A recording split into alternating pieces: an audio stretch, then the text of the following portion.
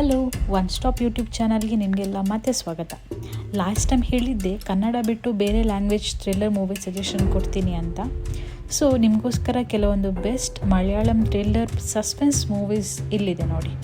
ಇವತ್ತಿನ ಮೊದಲನೇ ಮೂವಿ ಸಜೆಷನಲ್ಲಿ ಒಂದು ನಾರ್ಮಲ್ ಗಂಡ ಹೆಂಡತಿ, ಅವರ ಅಕ್ಕದ ಪಕ್ಕದ ಮನೆಯವರು ಆರಾಮಾಗಿರ್ತಾರೆ. ಆದರೆ ನಮ್ಮ ಹೀರೋಯಿನ್ ನೋಡಿ ಸ್ವಲ್ಪ ಕ್ಯೂರಿಯಾಸಿಟಿ ಜಾಸ್ತಿ. ನಂತರ ಅವ್ರ ಪಕ್ಕದ ಮನೆಗೆ ಒಬ್ಬರು ನೇಬರ್ ಬರ್ತಾರೆ. ಅಲ್ಲಿಂದ ಶುರುವಾಗುತ್ತೆ ನೋಡಿ ಈ ಸ್ಟೋರಿ.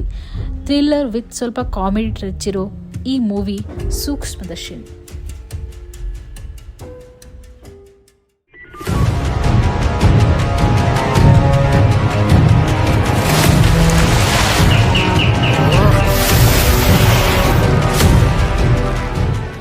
ನೆಕ್ಸ್ಟ್ ಮೂವಿಗೆ ಬರೋಣ. ತ್ರಿವಾಂದ್ರಂನಲ್ಲಿ ಮಕ್ಕಳ ಅಪಹರಣ ಹಾಗೂ ಕೊಲೆಗಳು ನಡೀತಾ ಇರುತ್ತೆ. ಇದನ್ನು ಪೊಲೀಸ್ ಹಾಗೂ ಫೊರೆನ್ಸಿಕ್ ಟೀಮ್ ಅವರು ಸೇರ್ಕೊಂಡು ಇನ್ವೆಸ್ಟಿಗೇಷನ್ ಮಾಡ್ತಾರೆ. ಇದರಲ್ಲಿ ಮೇಯ್ನಾಗಿ ಫೊರೆನ್ಸಿಕ್ ಇನ್ವೆಸ್ಟಿಗೇಷನ್ ಹೆಂಗೆ ನಡೆಯುತ್ತೆ ಅಂತ ತೋರಿಸಿದ್ದಾರೆ. ಈ ಮೂವಿ ಹೆಸರು ಫೊರೆನ್ಸಿಕ್. ಈ ಮೂವಿ ಹಿಂದಿಯಲ್ಲೂ ರಿಮೇಕ್ ಮಾಡಿದ್ದಾರೆ. Go and watch it. And this is my statement. Psychopath's crime doesn't have any motive. The crime itself is his motive. Hollywood ಸಿನಿಮೆയും കണ്ട് ഇന്ത്യയിൽ കേസ് അന്വേഷിക്കാൻ ഇറങ്ങിയാലേ. ಇದನ್ನ ಕೊನೆಯ ಮೂವಿ ಸಜೆಷನ್. ಈ ಮೂವಿ ಹೀರೋ ಒಬ್ಬ ಆರ್ಟಿಸ್ಟ್. ಸೊ ಸಿಟಿಲಿ ನಡೀತಾ ಇರೋ ಸೀರಿಯಲ್ ಕ್ರೈಮ್ನ ಐ ವಿಟ್ನೆಸ್ ಇಟ್ಕೊಂಡು ಸ್ಕೆಚ್ ಮಾಡೋಕ್ಕೆ ಹೀರೋನ ಕರೆಸ್ತಾರೆ. ಹೋಗ್ತಾ ಹೋಗ್ತಾ ನಮ್ಮ ಹೀರೋ ಆ್ಯಂಡ್ ಹೀರೋಯಿನ್ ಅಂದರೆ ಐ ವಿಟ್ನೆಸ್ ಈ ಕೇಸ್ನ ಡೀಪಾಗಿ ಇನ್ವೆಸ್ಟಿಗೇಷನ್ ಮಾಡ್ತಾರೆ.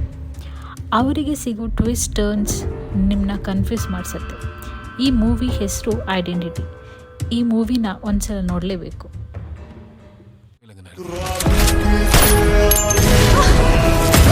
ഈ വിറ്റ്നസ് എന്നൊക്കെ പറയുമ്പം സംഭവത്തിന്റെ ഏറ്റവും മൂലം മാത്രം കണ്ടുള്ള ടീമാണ്. നോ സർ, അവൾക്കെല്ലാം നല്ല വ്യക്തമായ ഓർമ്മയുണ്ട്.